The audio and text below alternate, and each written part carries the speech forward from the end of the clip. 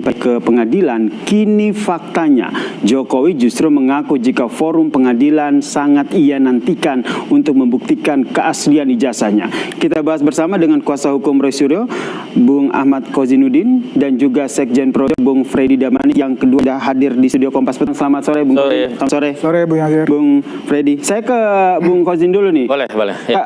Apa yang disampaikan Pak Jokowi ini seakan-akan menjawab keraguan tim Anda yang berkali-kali yakin bahwa Jokowi ternyata takut ke pengadilan. Respon Anda? Saya justru meyakini apa yang kami yakini itu makin menggumpal, karena apa yang disampaikan Saudara Joko Widodo itu mengandung kontradiksi. Setidaknya yang pertama, kontradiksi dengan visi politiknya bahwa dia butuh forum pengadilan, sehingga semestinya yang harus dia sampaikan adalah tidak ada maaf dan saya tunggu kalian di pengadilan. Kenapa demikian?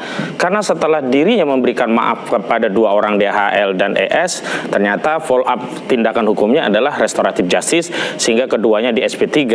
Barang yang sudah SP3 itu tentu tidak akan mungkin sampai ke pengadilan. Artinya kalau dengan cara yang sama dia kemudian memberikan maaf, terjadi permaafan, lalu semua tersangka akhirnya di SP3, artinya itu kan bertentangan dengan visi untuk membawa ke forum pengadilan.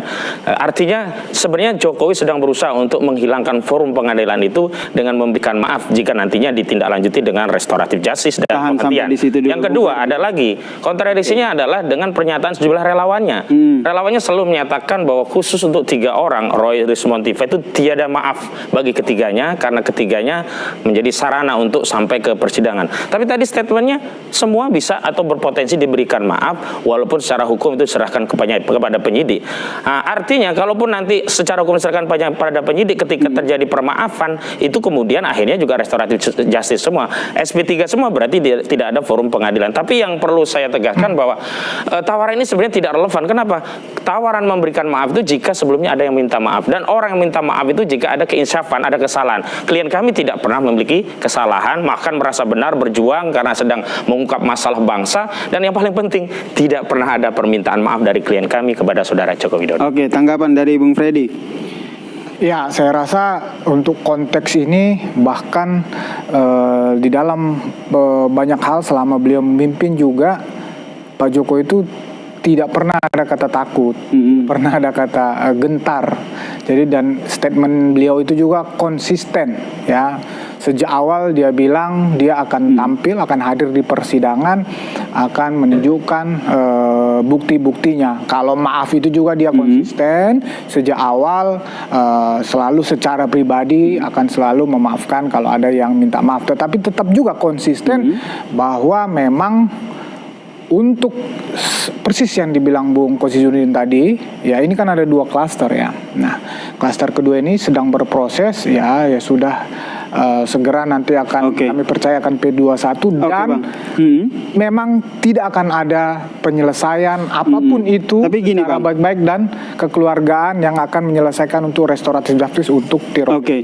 Tapi tadi Anda bilang Pak Jokowi berani untuk menyampaikan itu di pengadilan, tapi kalau kita lihat ada beberapa hal yang disampaikan oleh kubu Roy Suryo, terutama Roy Suryo, bahwa kubu mereka beberapa kali sering diteror supaya terima restoratif justice. Apakah ini seakan memang betul ada upaya supaya kasus ini tidak sampai bergulir pengadilan? Ya, pertama itu kan kata Roy Suryo. Yang kedua, kalaupun itu Kenapa benar, kalau kata Roy Suryo Anda tidak yakin begitu? Nggak percaya, saya nggak percaya omongan Roy Suryo. Yang kedua, kalaupun itu benar, siapa yang ngomong? Apakah orang-orang yang sering tampil ya dalam hal ini membela Pak Jokowi khusus kasus ijazah palsu ini? Karena kami tahu persis ya, kami ini ya satu suara satu statement bahwa memang tidak ada RJ buat teroris ini, dan itu juga atas tentu arahan dari kami dorong Pak Jokowi dan kami sudah membicarakan itu bahwa memang tidak ada RJ untuk teroris, itu clear. Kalau masalah maaf-memaafkan itu urusan pribadi.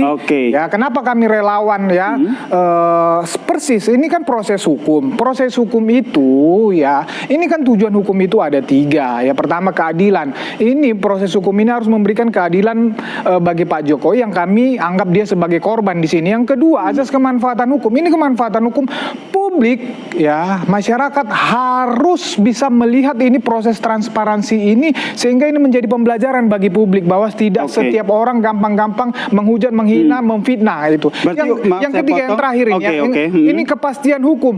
Satu-satunya yang bisa memberikan kepastian hukum dalam proses ini adalah pengadilan, dan Pak Jokowi akan hadir di situ. Oke, tadi untuk teroris tidak ya seperti yang disampaikan ya. Tidak. Tapi kalau untuk teroris tidak nih kata Bung Kozin. Tapi tadi juga disampaikan bahwa sebenarnya Bung Freddy sendiri nggak percaya apa yang disampaikan oleh Roy Suryo. Ya memang itu bukan berasal dari Bung Freddy gitu loh. Itu berasal dari sejumlah orang yang selama ini menjadi bagian pembela Joko Widodo. Saya sendiri dihubungi oleh teman saya dihubungi oleh Farhad Abbas yang menawarkan mengajak saya ke Solo. Tapi saya tegaskan, saya jangankan ke Solo, ketemu Farhad Abbas saja kalau membahas soal itu saya tidak mau. Tapi lagi-lagi sebenarnya kan klaim tentang keadilan, kepastian dan kemanfaat itu kan klaim sepihak dari kubu Jokowi.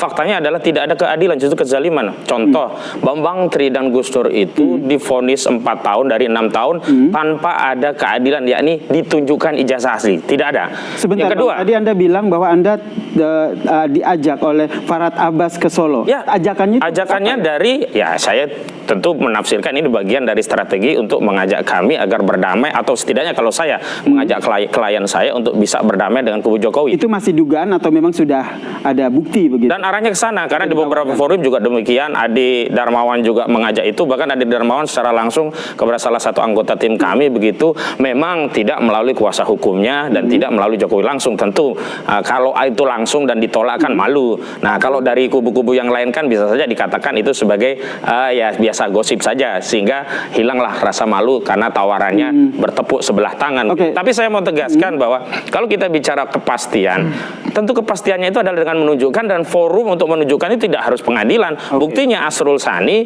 memiliki forum publik untuk menunjukkan dan perkara itu selesai. Dan kalau kita bicara tentang kemanfaatan, apa sih manfaatnya kasus ini sampai hampir setahun nunggu pengadilan, yang pengadilannya tidak kunjung-kunjung datang? Kenapa kalau kita tidak bicara kemaslahatan, kemanfaatan itu adalah dengan mengambil ya cara yang lebih teknis dengan menunjukkan di depan publik sebagaimana yang sudah ditempuh oleh Asrul Sani dan telah terbukti itu lebih bermanfaat dan menutup kasus gitu. Nah, jadi kami makin meyakini bahwa kenapa tidak diadopsi cara Asrul Sani? Ya memang karena ijazah itu bermasalah. Semakin ditunjukkan pada publik, maka akan semakin terbongkar masalah dari ijazah tersebut gitu.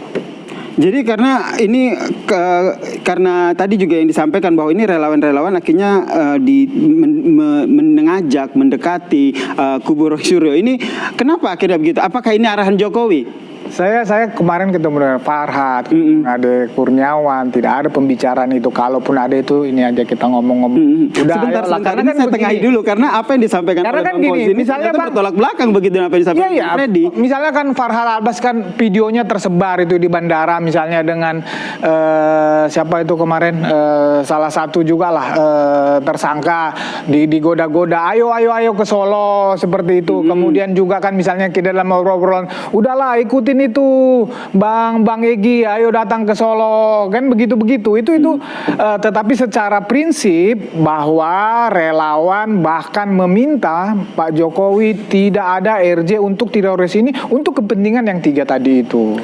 Ya, itulah makanya. Dan alasannya apa tidak untuk ketiga itu? Loh, gini loh. Misalnya kami atas nama relawan, contoh ini kemarin ada relawan yang menunjukkan, saya itu bela Pak Jokowi sejak tahun 2014 itu tanpa pamrih, ini bukti transfer saya pribadi, sehingga kalau Pak Jokowi dituduh, difitnah, saya merasa dirugikan. Oleh karena itulah kami membela Pak Jokowi di dalam kasus ijazah ini, karena kami percaya ya 1.000 triliun lebih 100 bahwa ijazah Pak Jokowi itu asli gitu loh, sehingga kami die hard membela Pak Jokowi bukan hanya dalam hal ini gitu loh. Banyak sekali presentasi-nya ini. Iya, di sisi lain Bang Kozin juga bilang begitu bahwa ijazah Pak Jokowi ini sebenarnya kan sederhana saja. Palsu. Sebenarnya sederhana saja.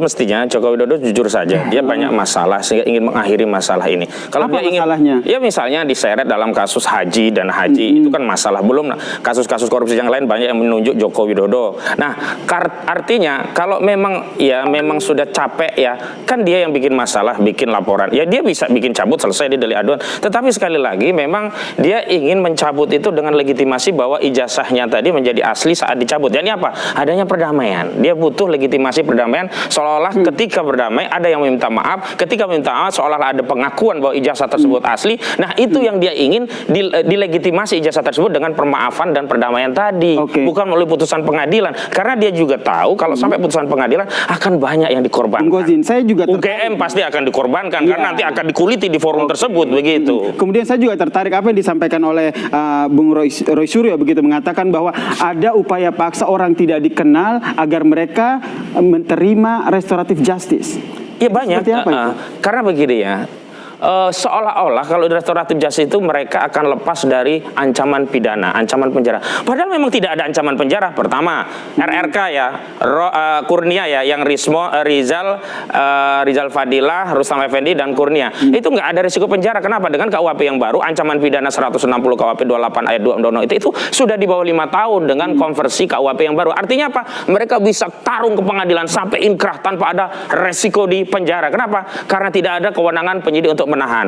Nah, memang akhirnya mereka ingin memecah belah dengan apa? Seolah-olah yang RRK ini bisa dikeluarkan, ditinggalkan RRT Roy Rismontiva, dan mereka mau berkonsentrasi di situ. Dan saya tegaskan bahwa RRK dan RRT itu bersatu. Mereka tidak akan meninggalkan dengan cara misalkan seperti kemarin Egy Sujana, Damai Hari Lubis. Itu kan pengkhianat bagi kami. Berarti gitu. tim Anda tetap kekeh ya bahwa ada orang tidak dikenal, ada